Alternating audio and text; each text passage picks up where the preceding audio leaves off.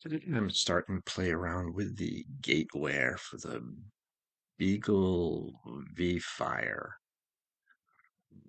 So this is the Beagle page. Um,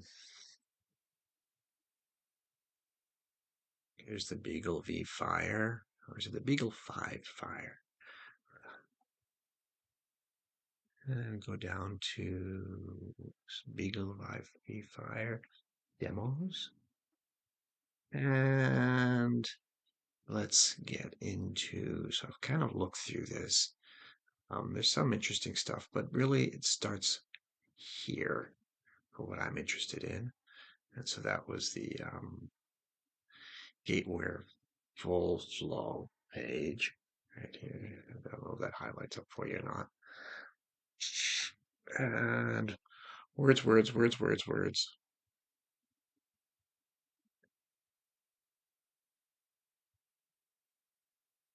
Words, words, words, words, words. And so right here, they're giving you three ways that you can load Gateware FPGA code onto the FPGA. Um, these second two require the JTAG interface. The first one, which they strongly recommend, is does not require any of the tools to be all like Libero FPGA tools to be installed on your machine, and it does not require JTAG. Um, and there's a little trick with JTAG, where it's kind of a little tricksy. That the JTAG port is right here, very, very small. And so you need to get something like you can either get really good at soldering, or you can use this magical little pogo pin type of thing where that gets in there and it gets clamped with this thing and that holds it in place. And then this would plug into your Flash Pro. Uh, so right here on this page here, and let's see if we can find it. Flashing Gateware right here. It calls out these parts. So this one's $39. And need these little clips. Another 18 for a bag of three.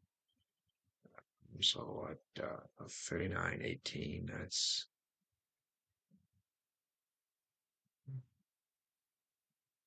50, 60 bucks or so. Probably there's some shipping as well. All right.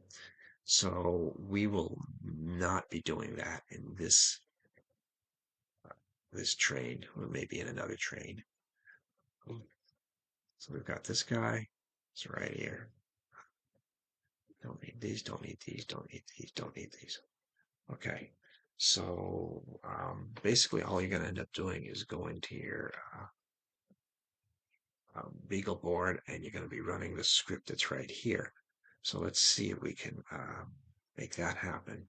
We're not going to run the script, but we'll at least see where it's at. So what I tend to like to do is pull up Device Manager, put up ports, and connect up the port.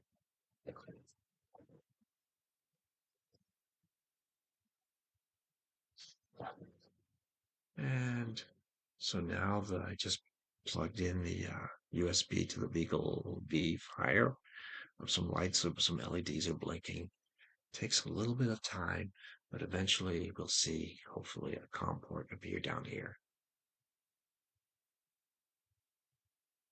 So this will give you a flavor of how long you have to be patient.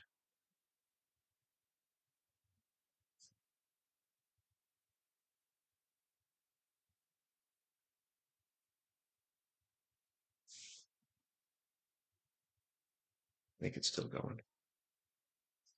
Yep. And there we are, COM port 19. So then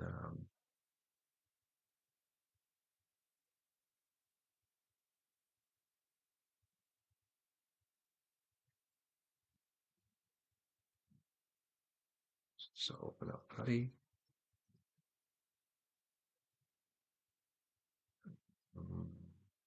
Click on Serial. Go to COM19. Go to 115, 200. Looks about right. Click Open. And we got a nice little Putty window. And then let's see, it just tells you exactly how to log in with the username of Beagle and the password.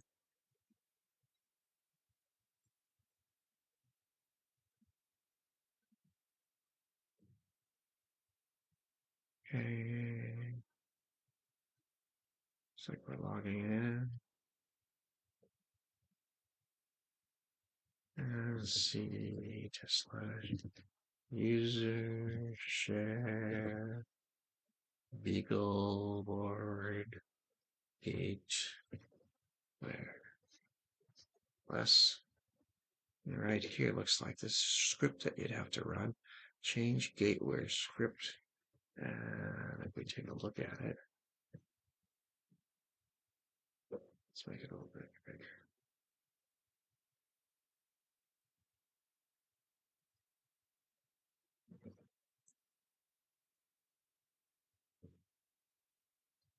So this is the script. Looks like you need to be root to run it. And I imagine like the instruction will tell where to put the input file. You just run the script. That seems easy and painful enough. Painful enough. So let's close this down. This is all we'll be doing with Putty with the board today. Um, pretty sure, yes. Okay. We need this and back to the instructions and scroll down, scroll down, scroll down.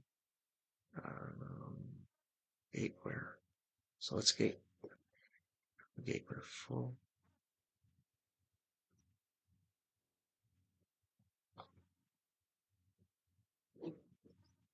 Next.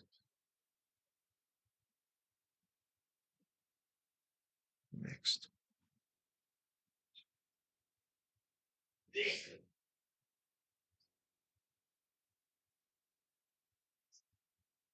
Okay, click on the Gateware source code repository.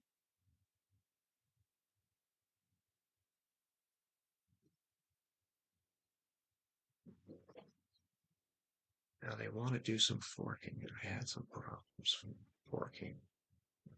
But when I create it, I have an account now.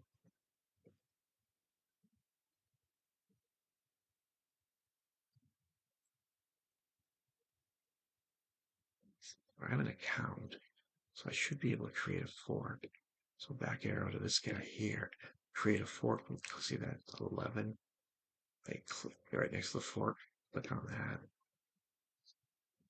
And these are the forks that people have done. Left click on the fork. Should be there. Should be there. I believe they like calling it my lovely gate there.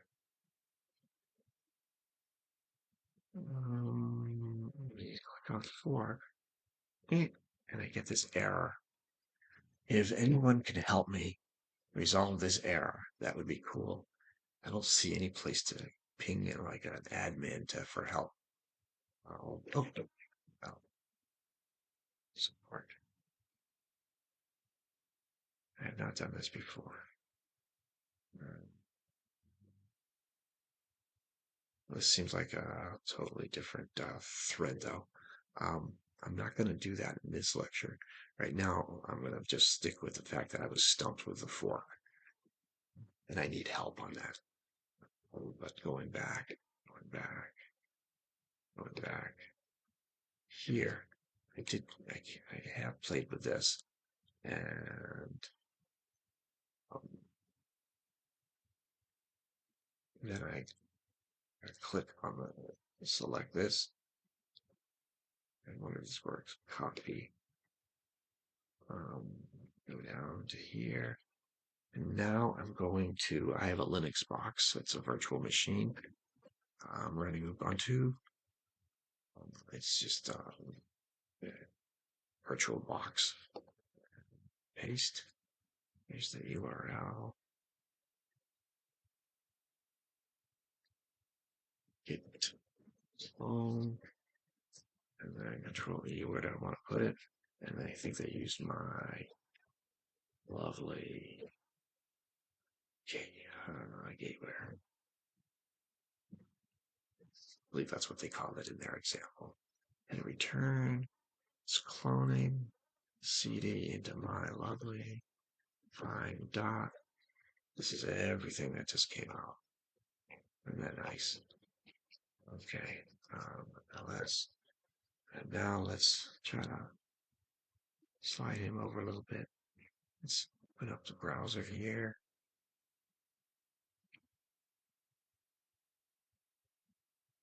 Bring that over to here. Where were we? Did we lose our page? Probably. Good. So with Control C. Boom. V. Enter. All right. So now we're on to modifying the Verilog in this example. All right, navigate to this repository. We've just done that. We failed the forks, so we need help with that. So we just cloned it over and create this custom. So now first they want us to edit this YAML file. So Control C, edit the YAML file. And so that path all works nicely. And they want to change.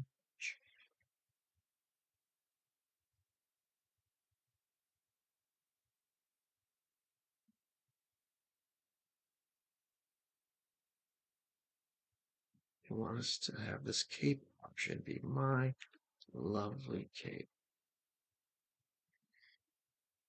Copy. Okay.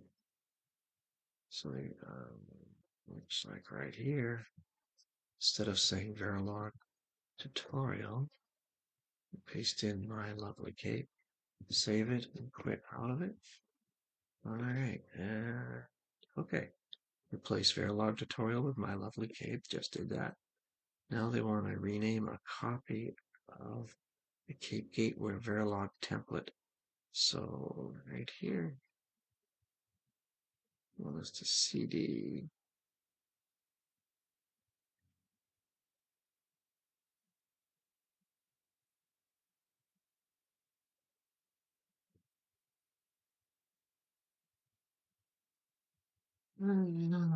Oh, I'm already in my lovely. So Control C, middle mouse button, widen this out for a little bit. So I'm already down in here. Okay, PWD shows where we're at. Control C, return. I just made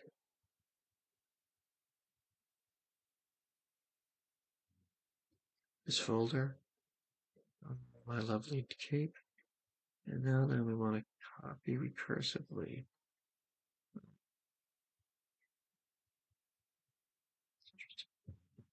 Okay. Just enter.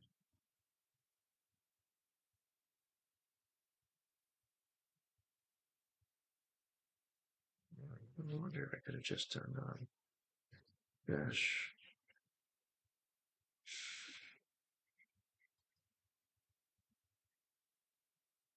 Our template. to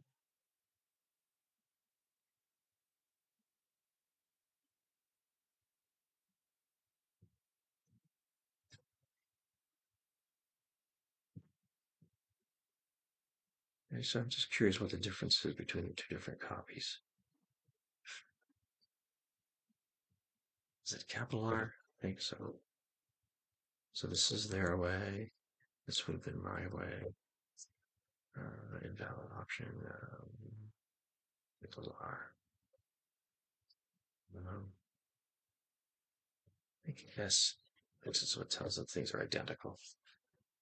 So either way works. You can make a directory and then copy all the files. You can just copy the Verilog template to the new template. That's what I'll be doing.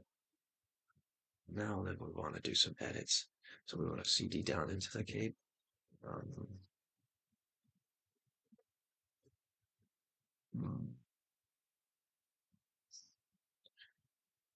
Place Verilog template with my lovely cape in this file. Add cape. Control C. Edit. Oh, shoot. Edit, add cape. Control F. Replacing Verilog template.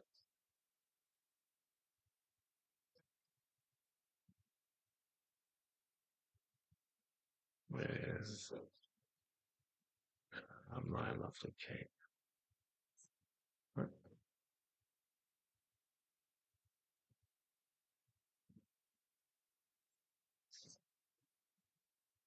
With my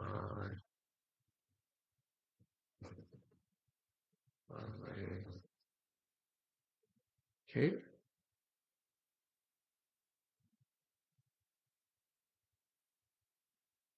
Yes. Let's replace all of those. Okay, cool. Control S saves. All right, now they want to go in. I'll want to add this Blinky file. Let's see. Copy. So let's go down to here. And paste that in there. Control S. And so this is kind of like a build script. And so add cape has now been updated to add our new file, change the path to our new project. All right, and now we got to do some coding. All right, Control Q, and now CD to HDL, and edit blinky.v. And go over here. Let's take this. Control C, Control paste, Control. Let's see, save. Q. So now we've just done this editing, and now we've got to go to this file that instantiates Blinky, which is the top level, and edit cape.v, and then they want to instantiate it right here, right above the end module.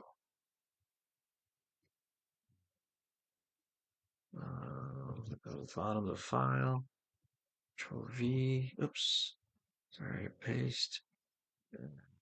We got some silly things here. Let's delete those. So we delete till the end of the line to get all that funny comments out, numbers.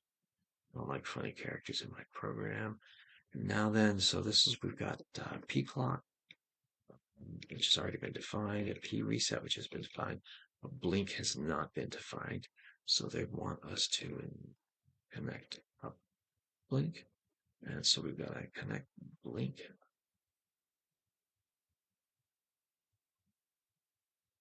And so somewhere they're going to be telling us here they want us to add this wire after P reset and P. It's really capital letters, but my search is not set case sensitive. Okay, so I'm gonna just cut this line, paste it twice, select that, and say VLINK. So we just added the wire blink. Um, okay.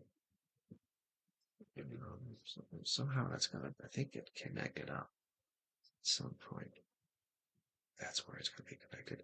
And so now we've got to kind of wire those to these GPIO outputs.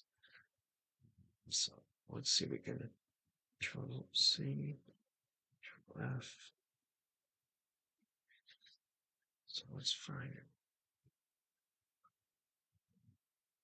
All right, so this matches up with this, and they want us to change these two lines to these two lines.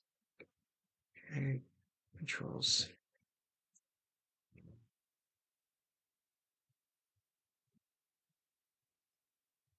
Paste. Let's just comment these out.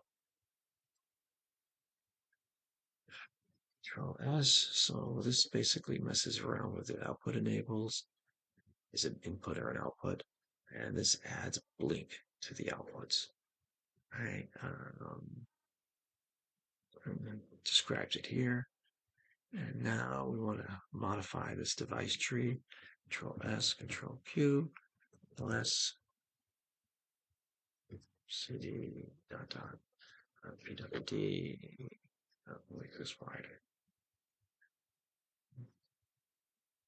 Okay, so we're in this LS, and there's the device tree. So CD, device tree, LS. That is Verilog Gate. That's interesting. We really want it to be called Verilog Gate. Um,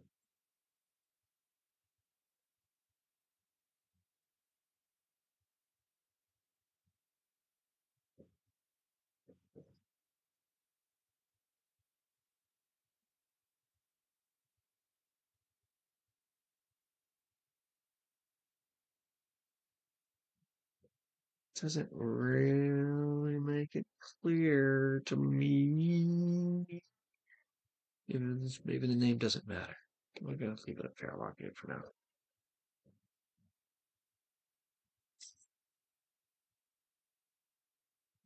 And they want to change.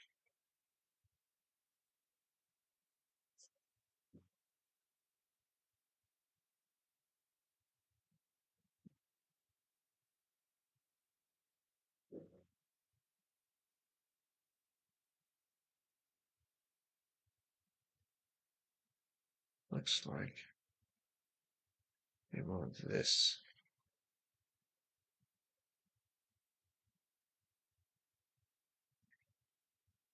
Copy.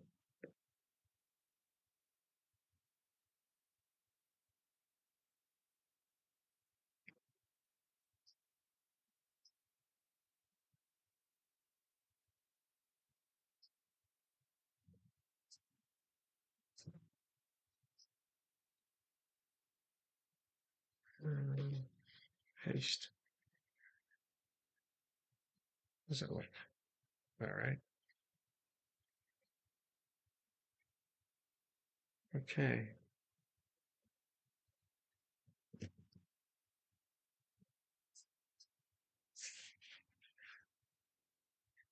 I don't like the Verilog Gate name.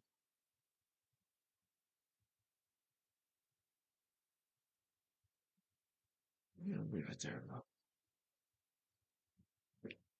I bet that it's somehow something's just looking for these GTSOs. All right, so that's basically all we can do right now. We can't do this push because we haven't forked. We can't do this. And then we're going to get these artifacts back. And then once we get the artifacts back, we can then pop over to, I think the rest of it will be back onto the little blinky board. We're going to try to get to here. Oh, this is probably somehow how do you copy this to your blinky board. Okay, it's getting it over the blinky board. And I wonder if I could just do a wget. Um, and then we'll start working over on that side. But this is where we're going to drop off for now.